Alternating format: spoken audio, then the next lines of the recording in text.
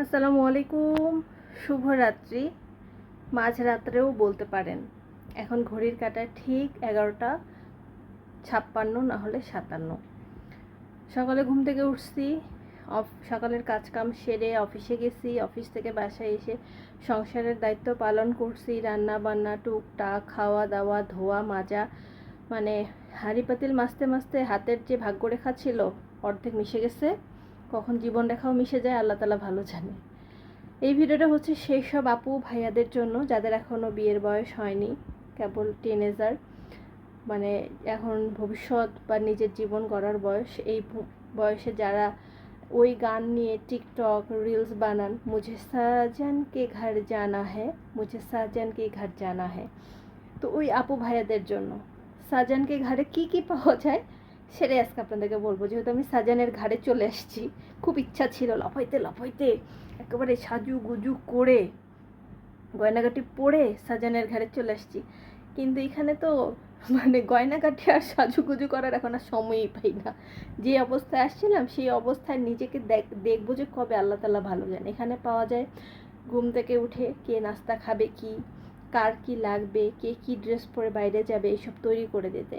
লাঞ্চের সময় কে কি লাঞ্চ করবে, কার কি প্রয়োজন, কার কাপড় আয়রন করে দিতে হবে, কার কোন কাপড়টা ময়লা হলো, কার কি প্রয়োজন, কার কি নাই, কে কার ওষুধ পানি লাগবে, দুপুরের এগুলা। রাত্রেবেলা হচ্ছে, সন্ধ্যাবেলা হচ্ছে কে কি নাস্তা করবে, থালি বাসন মাজা, আয়ঠা জমে গেছে, আবার নাস্তা তৈরি করা, রান্না তো করা।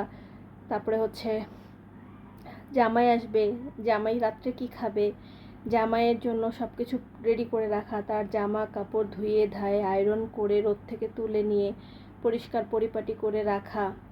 সাজানের ঘাড়ে শুধু কসমেটিক্স, গয়নাগাটি এগুলো পাওয়া যায় না। এগুলোর সাথে সাথে মানে এগুলো হচ্ছে বোনাস। খুব ভালো সময় গেলে এগুলো পাওয়া যায়, সব সময় না। আর সব সময় যেগুলো পাওয়া যায় কাজ কাজ কাজ, থালি বাটি ধোয়া, কাপড় ধোয়া, ঘর মোছা, কাপড় মেলে দেয়া, কাপড় ভাঁজ করা, আয়রন করা, কার কি লাগবে এগুলো সেবা যত্ন করা, এগুলো এখানে সব সময় পাওয়া যায়। তো ওই সাজুগুজু করে সব সময় একেবারে টিভি সিরিয়ালের নায়িকাদের মতো বসে থাকবো, সাজানের ঘাড়ে যাব, আহ কি শান্তি, বিকালে সাজানকে নিয়ে ঘুরতে যাব, সাজানকে নিয়ে মেলায় যাব, রেস্টুরেন্টে খাবো, এগুলো বিয়ের আগে করে ওই সাজান। বিয়ের পরে ওই সাজান আর ওই সাজান থাকে না। ওই সাজান তখন হয়ে যায় চা দে, পানি দে, রুটি দে, জামা দে, কাপড় দে, দে, আয়রন করা কাপড় দে, এই হয়ে যায় সাজানের রূপ। তো আপনারা ওই সাজানের ঘরে না যায়, যে ঘরে আছেন আলহামদুলিল্লাহ ভালো আছেন, সাজানের ঘরে ওই গানটা পর্যন্ত সীমাবদ্ধ থাকেন। আশার আর স্বপ্ন দেখিয়েন না, স্বপ্ন আল্লাহ এমনি পূরণ করবে ইনশাল্লাহ সময় হইলে। এই সময়ে জীবন গড়েন।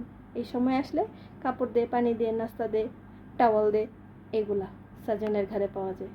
ভালো লাগছে ভিডিওটা? ভালো লাগলে লাইক কমেন্ট শেয়ার করতে ভুলবেন না।